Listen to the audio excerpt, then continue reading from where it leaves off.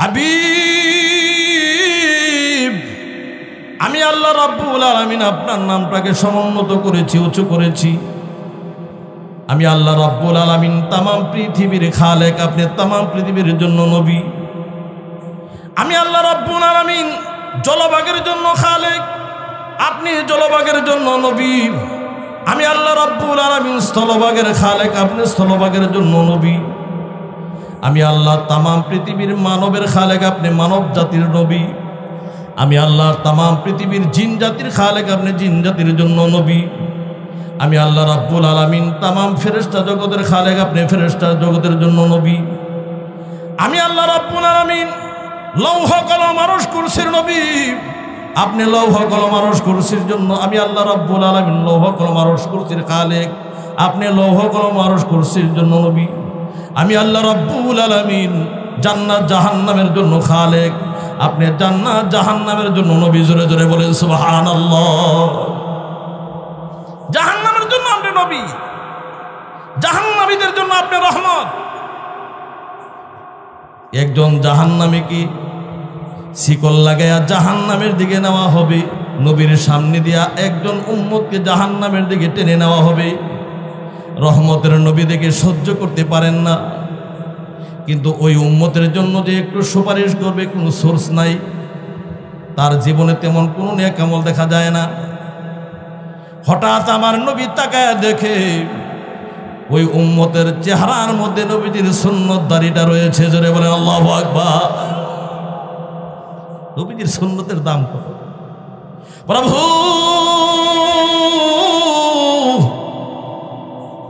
আমার আল্লাহ ডাক দেয়া বলেন, ও ফেরেশতারা, থামো থামো থামো, আমার হাবিব কি যেন বলতে চাই, আমি একটু আমার হাবিবের ভাষণটা শুনে নেব। আল্লাহর নবী বিশ্বনবী ডাক দেয়া বলেন, আল্লাহ, আপনি আমার এই উম্মতটাকে জাহান্নামে দিবেন, তার জীবনে তেমন কোনো আমল নাই, আমার কোনো কর্তৃত্ব নাই, জাহান্নামে দিয়ে দেন। তবে ওগো প্রভু, তার চেহারার মধ্যে আমি নবীজির সুন্নত তরিকায় দাড়িটা রয়েছে, আমার সুন্নত দাড়ি যেন জাহান্নামের আগুনে না জ্বলে যায়। সুবহান। আমার আল্লাহ ডাক দেয়া বলেন, হাবিব, আমি আল্লাহ রাব্বুল আলামিন আরহামুর রহিমিন, আমি আল্লাহ দয়ার সাগর। আমি আল্লাহ রাব্বুল আলামিন ওই বান্দার চেহারা থেকে দাড়িগুলো আলাদা করে তাকে জান্নাতে দিব আর তাকে জাহান্নামে দিব। দাড়ি জান্নাতে দিব আর লোকটারে জাহান্নামে দিব। আমি এত নির্দয় না, আমি এত নিষ্ঠুর না।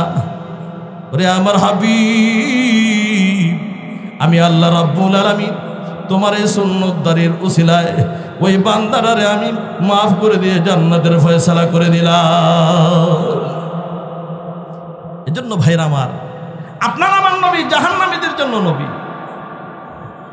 ওয়ারফানা লাকা যিকরাক, হাবিব, আমি আল্লাহ রাব্বুল আলামিন আপনার নামটাকে সমুন্নত করেছি। পয়গম্বর হযরত আদম আলাইহিস সালাতু ওয়াস সালাম 350 বছর পর্যন্ত আল্লাহর দরবারে কান্নাকাটি করলেন, আল্লাহ মাফ করে দাও, ক্ষমা করে দাও, গন্ধম খেয়ে ফেলেছি।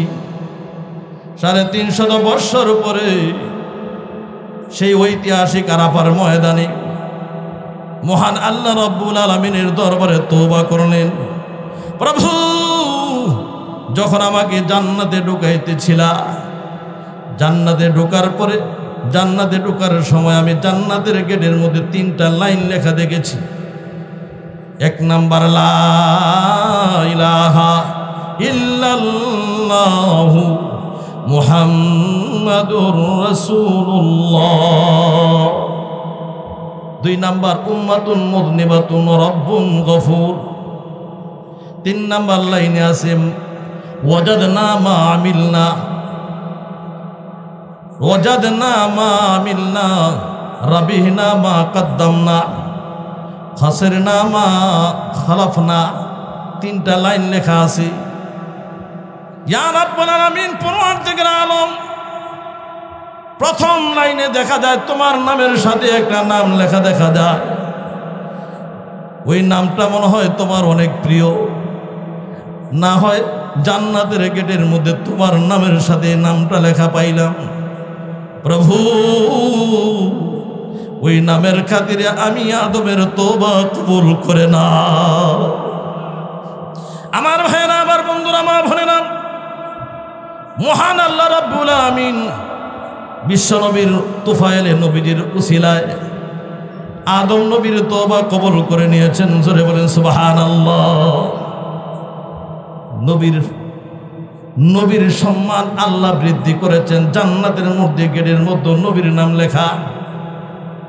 আমার ভাইয়েরা, আমার বন্ধুরা, শুধু তাই নয়, কোন নবীরে আমার আল্লাহ সরাসরি আল্লাহর দরবারে যাওয়ার পারমিশন দেন নাই, কিন্তু আপনার আমার নবীরে ইনভাইট করে আল্লাহ রাব্বুল আলামিন মেরাজ রজনীতে আল্লাহ রাব্বুল আলামিনের দরবারে নিয়ে গেলে হিজাবে কুবরা একটা পর্দার আড়াল থেকে আল্লাহ নবীর সাথে কথা বলেছে। এই সম্মান মর্যাদা কে দিয়েছেন? জোরে বলেন। মক্কার কাফেররা চাইছিল মুহাম্মদের নাম, নবীর নামটাকে সন্ধির হুদায়বিয়ার সন্ধির যেই কাগজ ছিল সন্ধিনামা থেকে কেটে দেওয়ার জন্য। আল্লাহ কয়, ঠিক আছে, তোমরা সন্ধিনামা থেকে কেটে দিল, আমি আল্লাহ রাব্বুল আলামিন আমার নবীর, আমার হাবিবের সম্মান মর্যাদা এমন করে বৃদ্ধি করব, কিয়ামত পর্যন্ত আমার নবীর সম্মান মর্যাদা কেউ নষ্ট করতে পারবে না। কথা ঠিকটা বেঠে চল। এখনো কিছু লোক ওই মক্কার কাফেরদের রক্ত যাদের শরীরে রয়েছে, তারা ওয়ারাসাতুল আম্বিয়া, নবীর ওয়ারিস যারা, উলামায়ে কেরামের নামকে, উলামায়ে কেরামকে বেইজ্জত করতে চায়। কিন্তু মনে রাখতে হবে, আল্লাহ ওয়ারাসাতুল আম্বিয়াদের সম্মানের হেফাজতের দায়িত্ব গ্রহণ করেছেন। এই পৃথিবীর জমিন থেকে একসাথে কোরআনকে ধ্বংস করা যাবে না, আলেম উলামাদেরকে ধ্বংস করা যাবে না। হেফাজত কার হাতে? জোরে বলেন। ইন্না নাহনু নাযালনা যিকর ওয়া ইন্না লাহু লাহাফিজুন।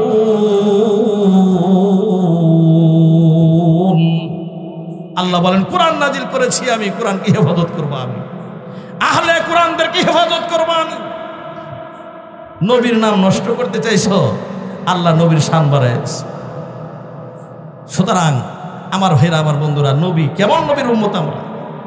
যে নবী মহান আল্লাহ রাব্বুল আলামিনের দরবারে হাত উঠাইলে, দোয়া করলে সাথে সাথে কবুল। জোরে বলেন না সুবহান।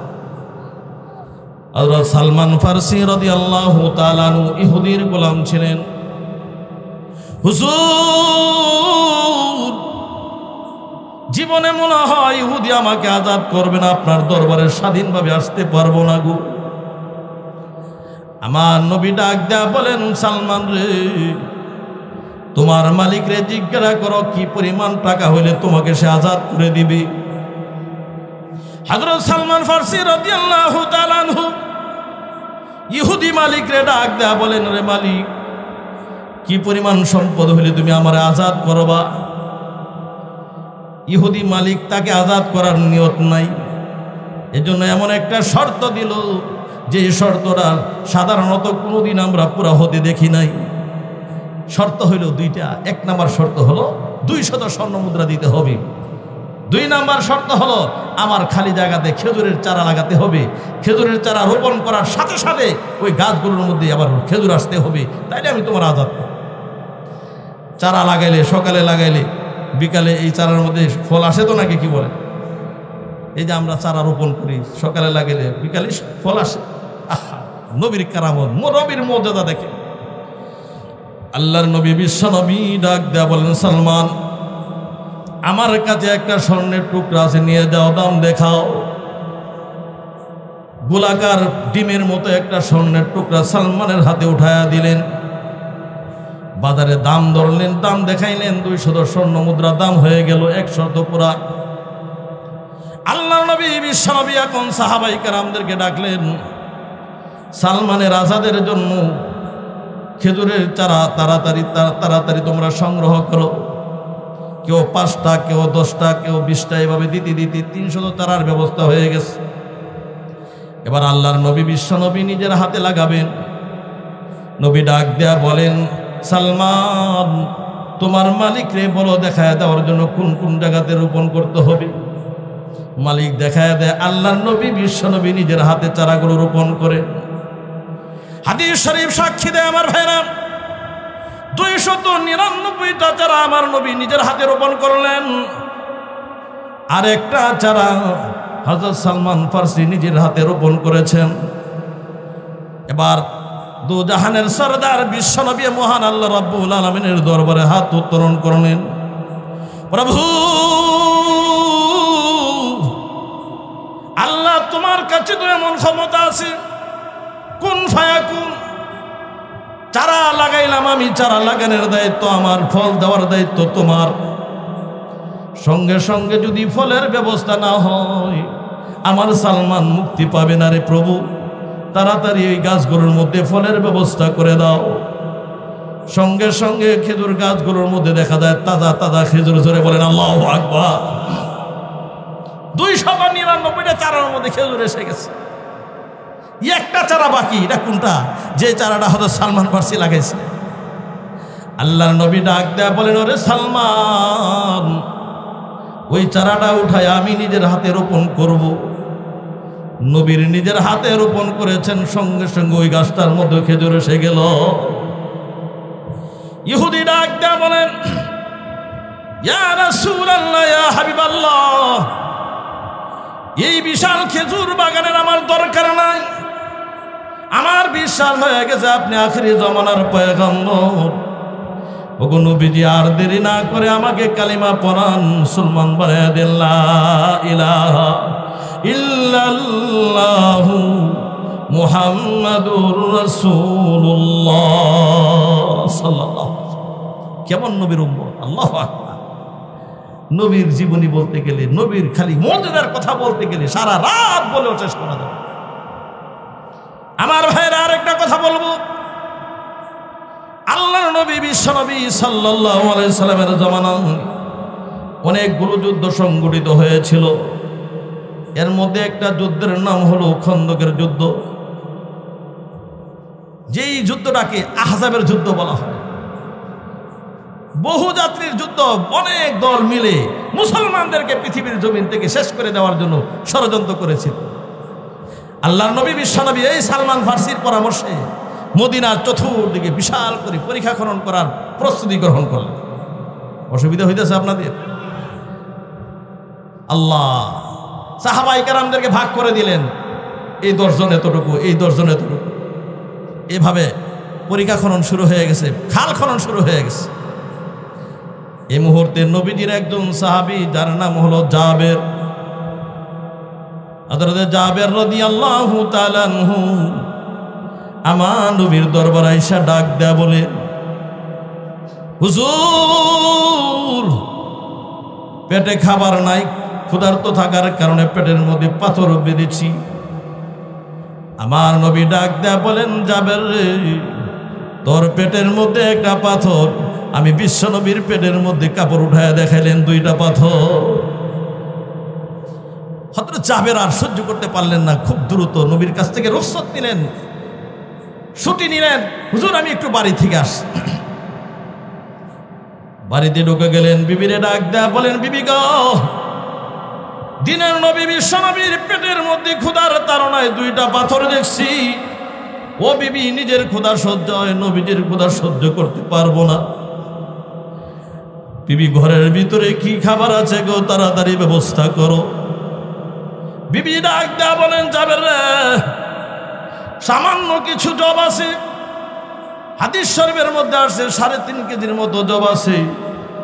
3.5 কেজি জবের পিছু আটা তৈরি করো, ছোট্ট একটা বকরির বাচ্চা। হযরত জাবের রাদিয়াল্লাহু তাআলা আনহু বকরির বাচ্চাটাকে নিজের হাতে জবাই করলেন, গোশত বানাইলেন। এবার বলে, আমি আমার নবীর দাওয়াত দিয়ে আসি। হুজুর, আমার বাড়িতে সামান্য কিছু খাবারের ব্যবস্থা আছে। আজকে দুপুরে আপনি আমার বাড়িতে খাবার খাবেন।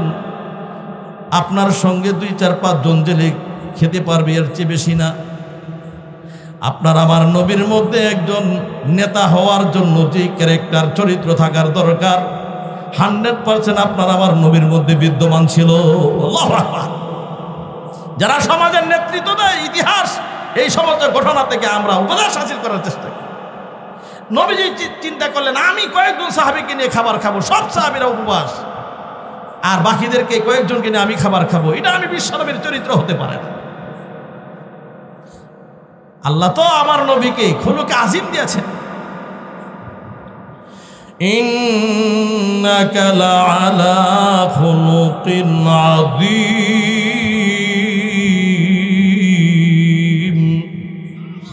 ওগো নবীজি, আপনাকে আমি আল্লাহ খুলুকে আজিম দিয়েছি। চরিত্র মানুষের তিন ধরনের হয়, কিতাবে আসছে। একটা হলো খুলুকে হাসান, মোটামুটি ভালো চরিত্র। আরেকটা হলো খুলুকে আহসান, উত্তম চরিত্র। আরেকটার নাম হলো খুলুকে আজিম। একজনে আপনারে একটা গালি দিল, আপনিও তারা একটা গালি দিলেন, বেশি না, একটা, তার সমান সমান, সেম সেম, এটাকে বলা হয় খুলুকে হাসান, মোটামুটি ভালো চরিত্র। আরেকটা হলো খুলুকে আহসান, একজন আপনাকে খারাপ ব্যবহার দিয়েছে, আপনি তাকে মাফ করে দিলেন, এটাকে খুলুকে আহসান, উত্তম চরিত্র বলা হয়। আরেকটা হলো খুলুকে আজিম, আপনার সঙ্গে যদি কেউ দুর্ব্যবহার করে, তার দুর্ব্যবহারকে ক্ষমা করে দিয়ে তার সঙ্গে সুন্দর ব্যবহার দেখানোর নাম হলো খুলুকে আজিম। নবী তো খুলুকে আজিমের অধিকারী ছিলেন। আল্লাহ নবী চিন্তা করলেন, আমি কয়েকজন সাহাবীদেরকে নিয়ে খাবার খাবো, বাকি সাহাবীরা উপবাস থাকবে, এটা আমি বিশ্বনবীর চরিত্র হতে পারে না। এজন্য আল্লাহর নবী বিশ্বনবী উপস্থিত সমস্ত সাহাবীদেরকে দাওয়াত দিয়েছিলেন।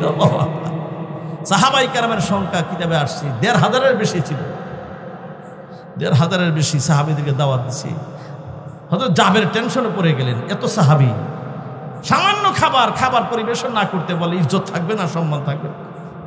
আরব দেশে মেহমানদারি, অতিথি আপ্যায়নতার এটা এখনো পর্যন্ত আছে, এটা তারা বড় ভূমিকা, অতিথি আপ্যায়নতার অনেক গুরুত্ব দেয় তারা। এমনকি কিতাবে আসছে, কবি লেখেন, লাম আরা মাশারান কাবানি সালিমিন তালাক্কুবুহু তাহাইমু ফিন নুজুদি। পাহাড়ের উপর তারা আগুন দিয়ে রাখতো, রাত্রে যদি কোনো কাফেলা আসতো, তারা যেন ওই আগুন দেখে তারা ওই আগুনকে ফলো করে ওখানে যেতে পারে, আর গেলে তাদেরকে আপ্যায়ন করতেন। জোরে বলেন না সুবহান। একজন মেহমানের জন্য একটা কুটের গলার মধ্যে ছুরি লাগাই দিই। আর আমরা মেহমান দেখলে এক রাস্তা দেখ দিয়ে আরেক রাস্তা চলে যায়, না জানি একটা চা খাওয়ার লাগে, না জানি একটা পান খাওয়ার লাগে, বিয়ে হিসাবে দেখলে। এই জন্য এক গলি দেখলে আরেক গলি যাবে। মেহমানদারি, অতিথি আপ্যায়নতা সমস্ত নবীদের সুন্নাত, আসের সামনে যায়। হযরত জাবের টেনশনে পড়ে গেলেন, সকলে আসবে, তাদের সামনে খাবার না দিতে পারলে ইজ্জত থাকবে না, সম্মান থাকবে না। বিবিরে ডাক দেয়া বলেন, বিবি গো, আমার নবী সমস্ত সাহাবীদেরকে দাওয়াত দিয়েছেন, খাবার সামনে পরিবেশন না করতে পারলে সম্মান থাকবে না। ইয়া আমার দর্জন এলাকার মা বোনেরা গো, এই মহিলা তখন পেরেশানির সময় কি বলেছিলেন শোনো। মহিলা ডাক দেয়া বলেন, জাবের রে, দাওয়াত তো আপনি দেন নাই, নবী দিয়েছেন। ওমা ইয়ান্তিকু আনিল হাওয়া ইল্লা ওয়াহয়ু ইউহা। নবী নিজের পক্ষ থেকে কোনো কাজ করেন না, উপরওয়ালার ইশারা ছাড়া। সুবহানাল্লাহ, বাড়িতে গিয়ে কইেন সুবহানাল্লাহ, বললে অসুবিধা হয় তো জোরে জোরে কইেন, বারবার কত বলা যাবে যে সুবহানাল্লাহ কই, ইচ্ছা করে বলতে হবে, কথা ঠিক না? উপরওয়ালার ইশারা ছাড়া নবী কোনো কাজ করেন না, টেনশন নিয়েন না। এ মা বোনেরা, শিক্ষা গ্রহণ করো। স্বামী যদি কোনো বিপদগ্রস্ত হয়, পেরেশান হয়ে যায়, তখন তাকে সান্ত্বনা দিতে হবে। আল্লাহ রসুলের কাছে যখন প্রথম ওহী আসছে, ইকরা বিসমি রাব্বিকাল্লাযী খলাক, খলাকাল ইনসানা মিন আলাক, ইকরা ওয়া রাব্বুকাল আকরাম, আল্লাযী আল্লামা বিল কলম, আল্লামাল ইনসানা মা লাম ইয়ালাম। এই ওহী যখন নবীর উপর আসছে, ওহীর ওজনের কারণে, ওহীর ভারে নবীর শরীরে জ্বর এসে গেছে।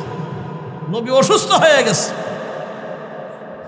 নবীজি হযরত খাদিজাতুল কুবরা রাদিয়াল্লাহু তাআলা আনহার ঘরে ঢুকে গেলেন। ডাক দেয়া বলেন, খাদিজা গো, আমার শরীরে জ্বর এসে গেছে, কাপড় দিয়ে আমাকে জাবরায়া দাও। জাম্মিলুনি জাম্মিলুনি, আমাকে কাপড় দিয়ে জাবরায়া দাও, কারণ আমার শরীরে জ্বর এসে গেছে। তখন হযরতে খাদিজাতুল কুবরা রাদিয়াল্লাহু তাআলা আনহা আমার নবীর সান্ত্বনা দিয়েছিলেন, ইন্নাকা লা তাসিলুর রাহমা, ওগো নবীজি, আপনার কোনো অসুবিধা হতে পারে না, কারণ আপনি আত্মীয়তার সম্পর্ক ঠিক রাখেন। আর কি করেন? অতুকসিবুল মাদুম, নিঃস্ব লোক যারা, এদের পাশে আপনি থাকেন, গরিব মিসকিনদের পাশে থাকেন, মানুষের বোঝা বহন করেন। ও তাহমিলুল কাল্লা, সান্ত্বনা দিছে। শিক্ষা গ্রহণ করতে হবে। স্বামী অস্থির হয়ে গেলে, পেরেশান হয়ে গেলে সান্ত্বনা দিতে হবে। আমার ভাইরা, আমার বন্ধুরা, আসুন, আসেন। হযরত জাবের রাদিয়াল্লাহু তাআলা আনহু বিবির কাছে বললে বিবি সান্ত্বনা দিলেন, পেরেশান হবেন না। এদিক দিয়া সাহাবায়ে কেরাম রেডি হয়ে আসতেছে। নবী একটু আগে চলে আসছে। আল্লাহর নবী বলেন, এই ডেক্সিটা এদিকে নিয়ে আসো, আটার খামিরাটা এদিকে নিয়ে আসো। নবীর একটু থুতু ঢেলে দিলেন। সুবহানাল্লাহ কইতেন না? নবীর থুতুর ওয়াজ করলে সারা রাত্র করে শেষ করা যাবে। হাজারো রোগের শেফা ছিল, বরকত ছিল নবীদের থুতুর ভেতরে। থুতু মুবারক ঢেলে দিয়ে বললেন, রুটি বানানেওয়ালা যারা, রুটির দায়িত্বে যারা, তোমরা রুটি তৈরি করতে হবে। গোশত পাক করতে লাগলেন, রুটি দিতে লাগলেন। রুটি তৈরি হইতেছে। আল্লাহ নবী ডাক দেয়া বলেন, ওরে যাবে, তুমি পরিবেশন করো, তুমি মেজবান বাড়িওয়ালা। হযরত জাবের রাদিয়াল্লাহু তাআলা আনহু পরিবেশন করতেছিলেন।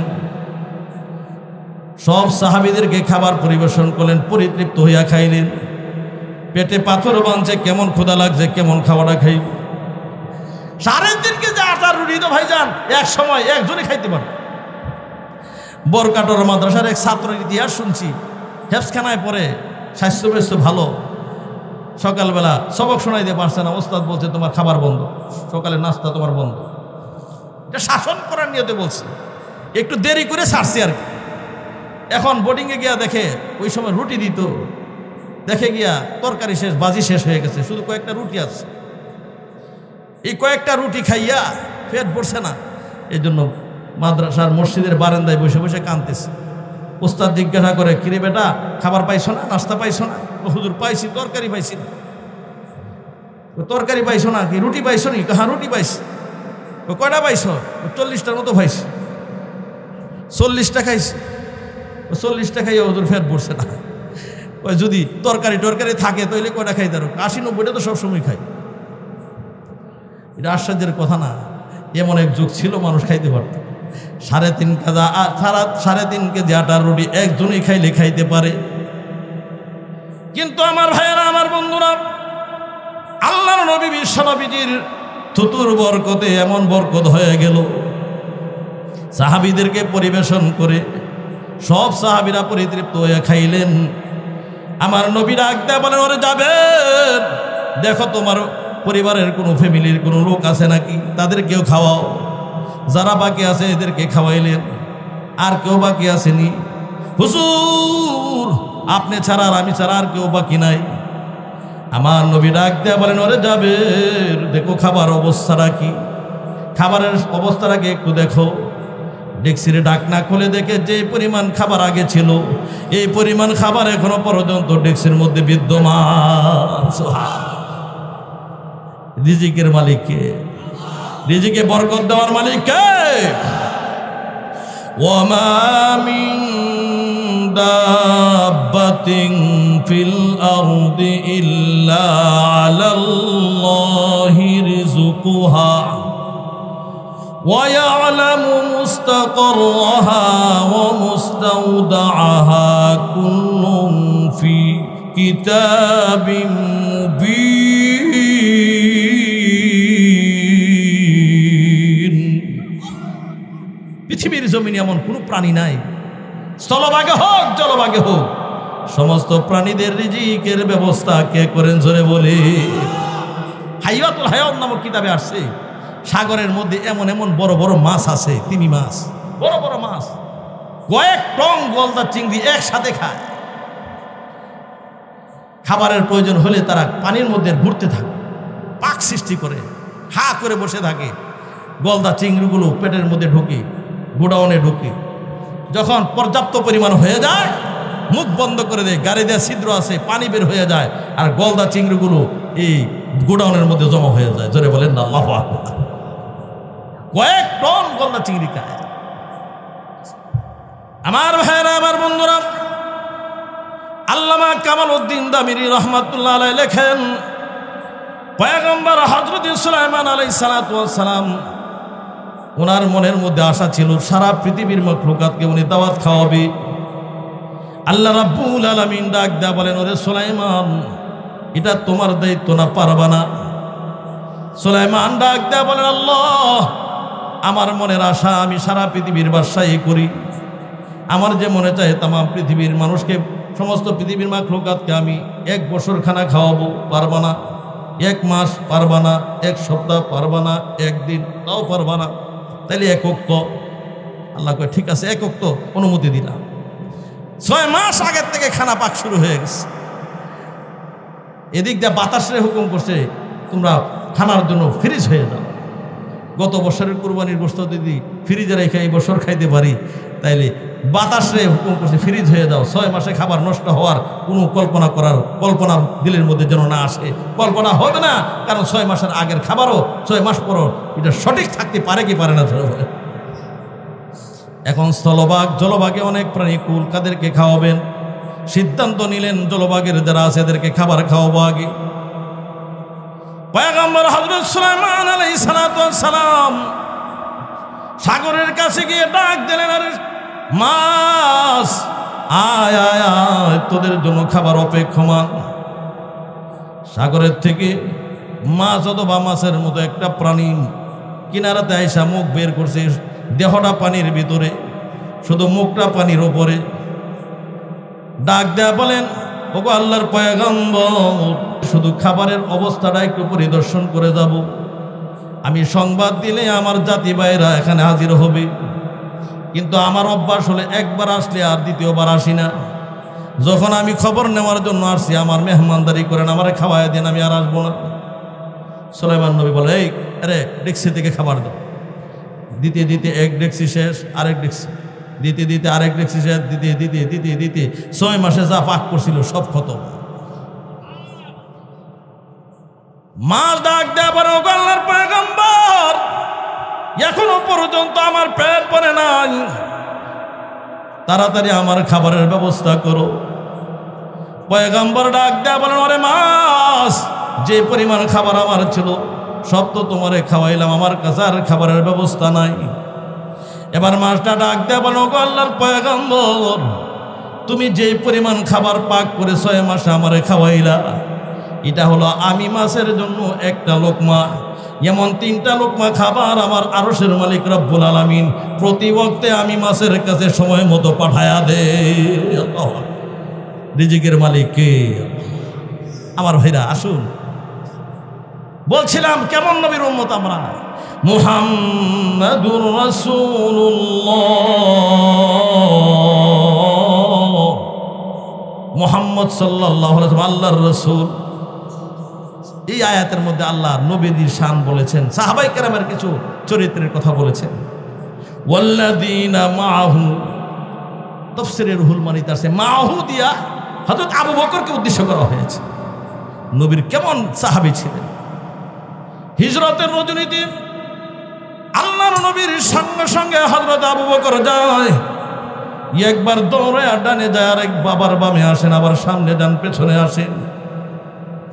আমার নবী ডাক দেয়া বলেন, আবু বকর, তুমি এইভাবে একবার ডানে যাও, আর একবার বামে যাও, পেছনে যাও, সামনে যাও, ব্যাপার কি?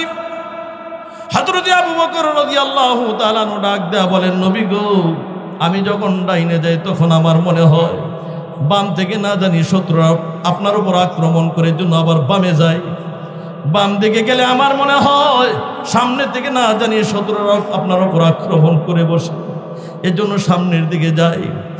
সামনে গেলে আমার মনে হয় পেছন থেকে না জানি শত্রুরা আপনার উপর আক্রমণ করে বসে, এজন্য আবার দৌড়ায় আবার পেছনের দিকে যাই।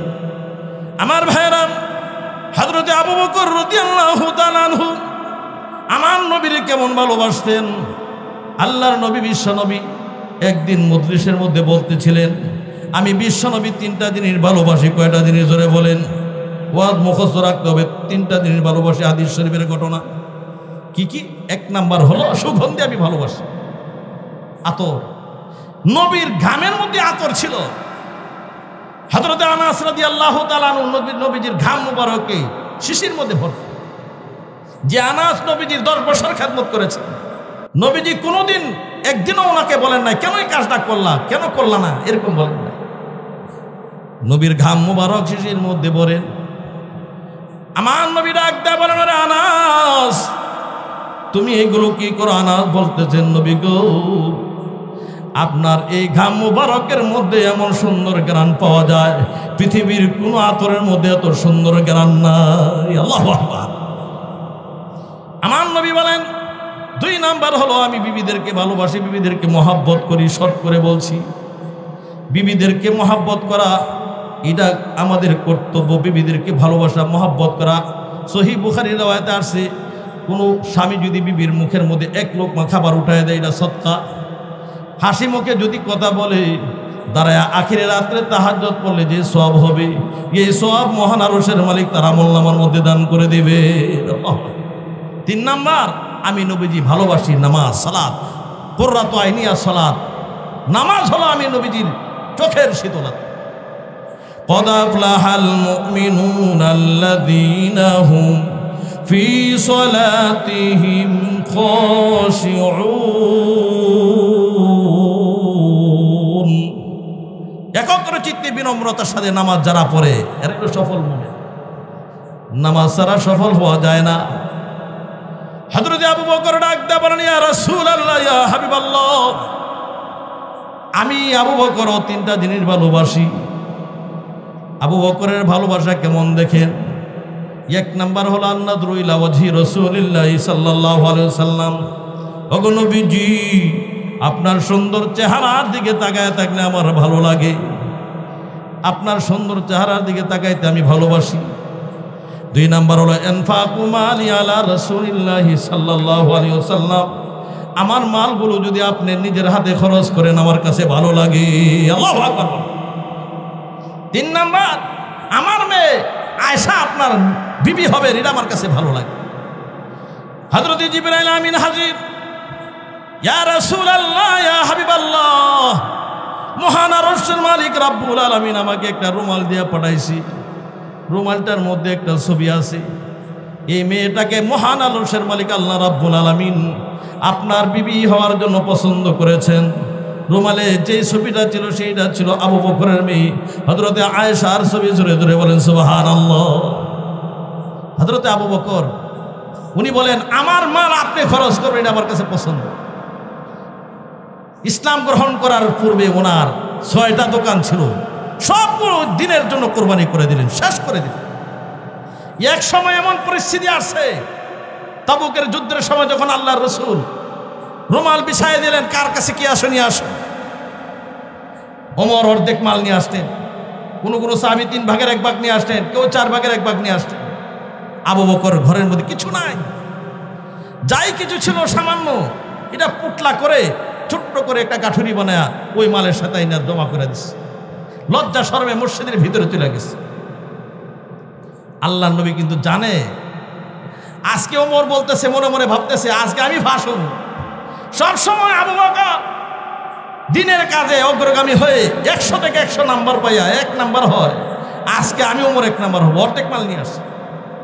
আরেকজনে মনে মনে চিন্তা করে আমি 3 ভাগের 1 ভাগ নিয়ে আসছি।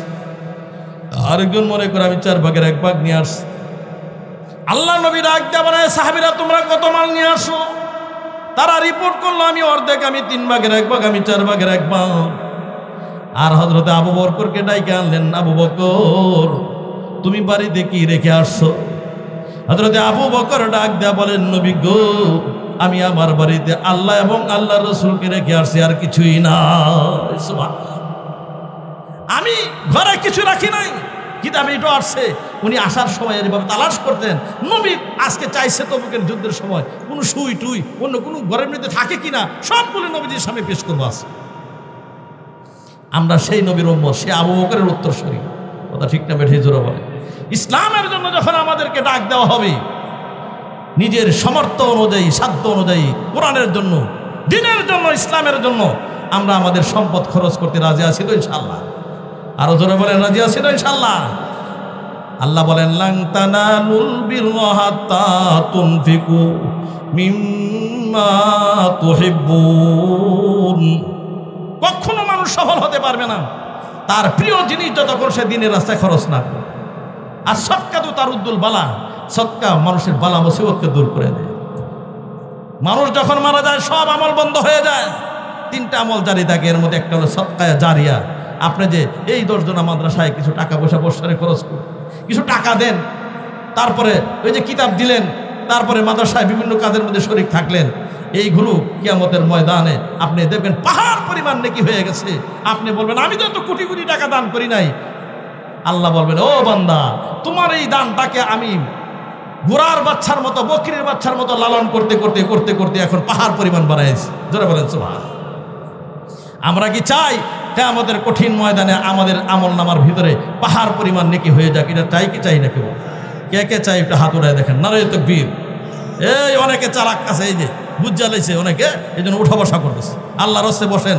আমি কিন্তু আগেই বলছি, আজকে কে প্রকৃত আশিকে রাসূল আর কে 2 নম্বর আশিকে রাসূল, এটা পরীক্ষা হবে। যখন আলোচনা চলবে, নবীর দিনের জন্য আলোচনা চলবে আর কালেকশন হবে, ওই সময় যারা উঠা বসা করে, চলে যাওয়ার চেষ্টা করে, মনে রাখবেন এরা প্রকৃত মুসলমান নয়, এরা আব্দুল্লাহ ইবনে সালুলের দলের লোক। মুনাফিকের ক্যারেক্টার তার মধ্যে আছে। কথা ঠিক না বেঠিক জোরে বলেন? আমরা কি খাঁটি মুমিন না আমরা ডুপ্লিকেট মুমিন? জোরে বলে, আমরা কি খাঁটি না আমাদের মধ্যে ঝামেলা আছে? আজকে মনে রাখবেন, আজকে পরীক্ষা হবে কার ইমানে, কার ভিতরে নবীর প্রেম, এই প্রেম খালেস, আর কার ভিতরে ঝামেলা। আজকে পরীক্ষা হয়ে যাবে ইনশাআল্লাহ। আমি আপনাদেরকে বলবো, আমার ভাইরা, আমার বন্ধুরা, আপনাদের এই ঐতিহাসিক 10 জনা মাদ্রাসা, এটা আস্তে আস্তে আলহামদুলিল্লাহ। আমি কয়েকদিন আগে আসছিলাম, আমার শ্রদ্ধ বড় ভাই হাফেজ মাওলানা মহিউদ্দিন ফারুকী সাহেবকে বললাম, হুজুর আপনি ইনশাআল্লাহ অল্প দিনের মধ্যে দাওরায়ে হাদিস চালু করেন। হুজুর বলছে ইনশাআল্লাহ, দোয়া করেন, ইনশাআল্লাহ সামনে নিয়ত আছে, খুব অল্প দিনের ভিতরে ইনশাআল্লাহ আমরা দাওরা হাদিস চালানোর জন্য কলা রসুল পড়া হবে, এখানে নবীজির হাদিসের দরজ দেওয়া হবে, এই ব্যবস্থা হয়ে যাবে ইনশাআল্লাহ।